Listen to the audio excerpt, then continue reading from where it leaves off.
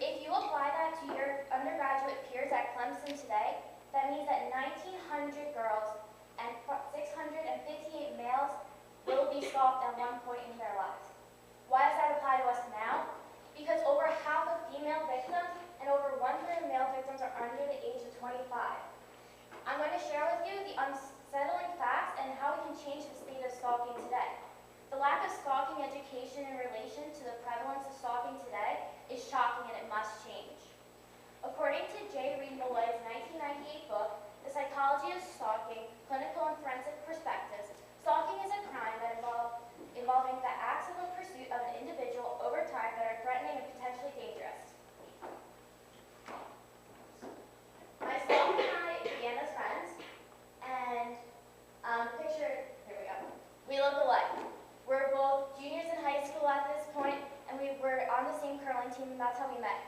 And this is a usual beginning according to Katrina Baum, Shannon Catalano, and Michael Rand's 2009 special report with the U.S. Department of Justice, Stalking Victimization in the U.S., because nearly 3 in 4 of all victims knew their offender in some capacity.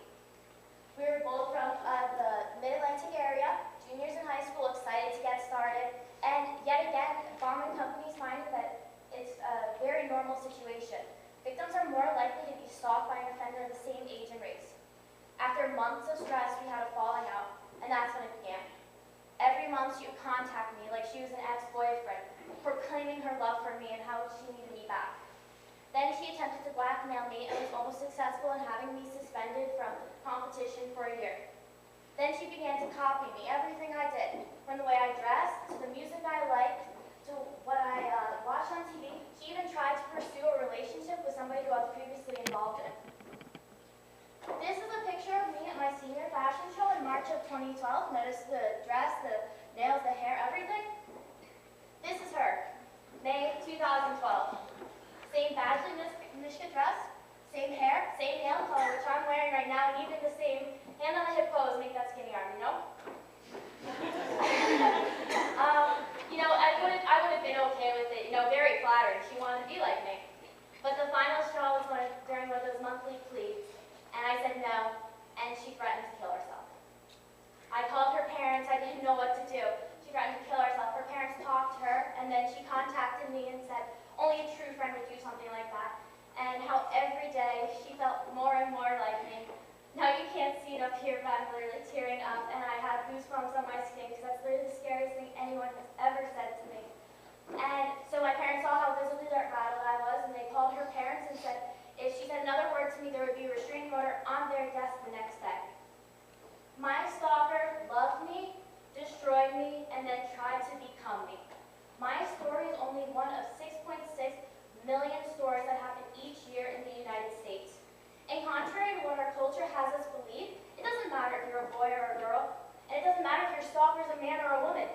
Anyone can be stalked, and anyone can be a stalker. Our culture incubates it, actually.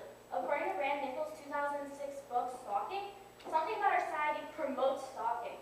And in Mr. Malloy's book, stalking is an old behavior, but it's only a new crime, considering that the first stalking law was introduced in California in 1990. And a large reason for the increase in stalking is because of the rise in technology and social media, which has made it easier. To show you the shocking rise, I compared 2 reports. The previously mentioned stalking fact sheet of 2012 and the National Institute of Justice Patricia Teache's 1997 Crime of Stalking, How Big is the Problem? In 1997, 1.4 million cases of stalking were reported. In 2012, 6.6 million cases of stalking were reported.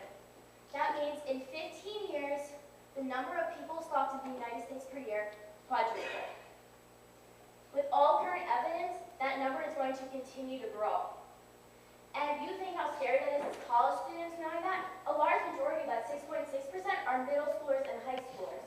According to the National Intimate Partner and Sexual Violence Survey, the 2010 summary report by Michelle C. Black, 1 out of every 5 female victims and 1 out of every 14 male victims are stalked between the ages of 11 and 17. All of these victims, regardless of age, race, sex, all of them don't have anywhere to turn to. When I was being stalked, I looked up resources, and it was shockingly impossible to find anywhere to turn to. It's not one easy fix. There's no way to end stalking. but I'm going to propose to you a few ways in which we can begin the fight against stalking, because we each have a responsibility to bring about the change in which we need. We should start with the schools. In elementary, middle, and high schools have in the health class for 1 week, talking about how to identify a stalker, what the characteristics of a stalker are, and what to do if you are being stalked. Then bring that to college orientation here at Clemson. Just a little bit of a snippet, talk about where we can go to if you are being stalked. And that's a long-term goal, but what can you do right now? Word of mouth. Before I was stalked, I had no clue how rampant the problem was, and I told my friends, and they were scared. And because they were scared, they shared it with other people. Being scared in this case is a good thing, because the more people who are scared, the more people are going to do a thing. We have a responsibility to start this fight today. My best friend didn't realize she was being stalked by her boyfriend until he was showing up at her door in the middle of the night. Now she has to live in the fear he's going to violate his restraining order. Maybe she had learned in school about the signs of stalking. This wouldn't be happening to her today.